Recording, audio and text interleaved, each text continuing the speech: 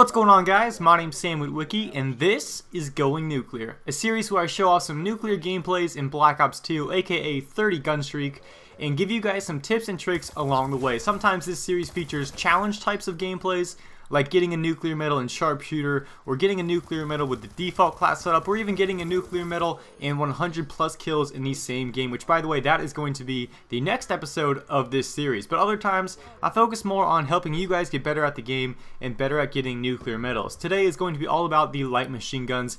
As you guys can see, this gameplay is some demolition on Carrier, and before I break down my class setup, I want to mention that Carrier is the ideal map for LMGs in my opinion. I've been using this class setup every single time I play on this map recently, and I've been having more success than ever before. It's a pretty open map, and most of your encounters with enemies are going to be medium to long range, so you will have an advantage over the submachine guns and the assault rifles. And since it is such an open map, you are going to have lines of sight to enemies fairly shortly after spawning in.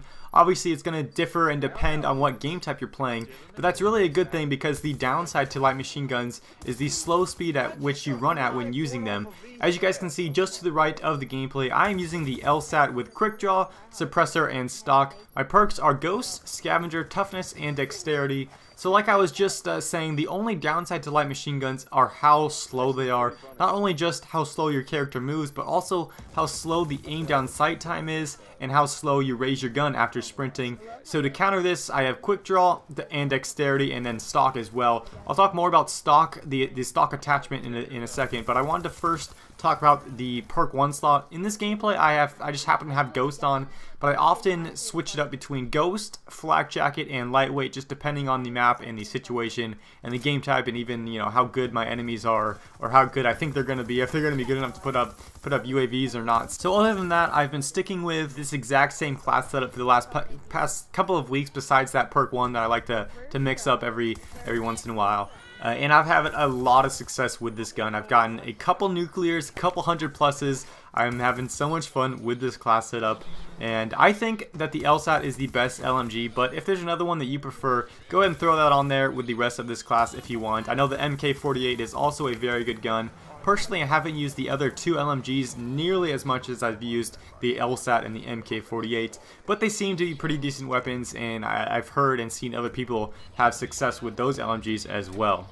With the LSAT, you get very little recoil and a pretty fast rate of fire for a light machine gun at least. So that's the biggest reasons why I prefer the LSAT. And I don't know, I kind of just like how it looks with the cool blue bullet shells that it has, and it actually shows on the gun how many bullets you have left in the clip or the drum or whatever it's called for light machine guns.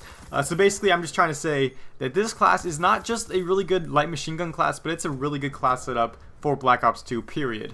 Now, I wanted to say a couple things about the stock attachment. It seems like, for whatever reason, it's more effective on certain weapons and also certain gun types more so than others. And I really like it for the light machine guns because it is going to give you just that much more mobility, which obviously I mentioned the LMGs lack a lot of mobility. But it's going to give you a better chance to win gunfights up close because of its strafing abilities.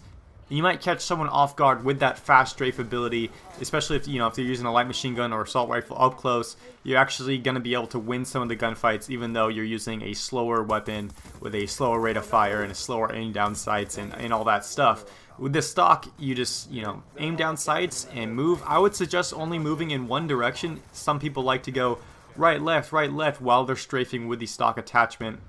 But what you're doing is actually you're putting yourself back into the line of fire which the enemy was shooting at. So I would suggest either going right or going left. Go one direction with the stock, and then maybe it obviously depends on the situation, but you're gonna have more success with just going in one direction, in my opinion, in my experience. And just a general Call of Duty tip for you guys: if you find yourself in a situation with whatever gun you're using, and it's a close quarter situation, and you just got caught off guard, you want to start shooting your gun right away. Don't wait to zoom in and acquire your target before you start pulling that trigger to shoot the gun, or pressing that button on PC, whatever it is. I'm not sure, but you kind of want to start shooting and zooming in at the same time. So by the time you do have your sights on the enemy, you're already putting damage on them. Hopefully you're putting some damage on them already. And some people just, especially if they're not using the laser sight, they wait to zoom in your gun and then acquire the target before they start shooting, and that's just gonna put you at a risk to lose the gunfights more so than you need to. By the way, my score streaks in this gameplay are the VSAT, the Warthog, and the Swarm.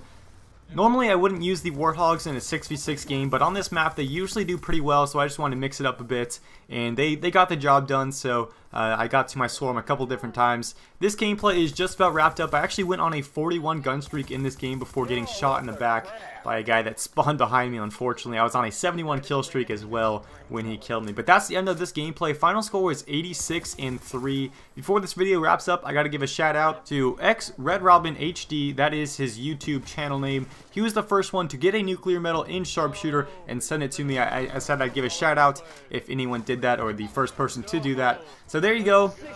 Another shout out if you get a nuclear medal with any of the default class setups using any score streaks in any game type. You can get a shout out in the future episode of Going Nuclear. Just send me a message on YouTube and I will check it out.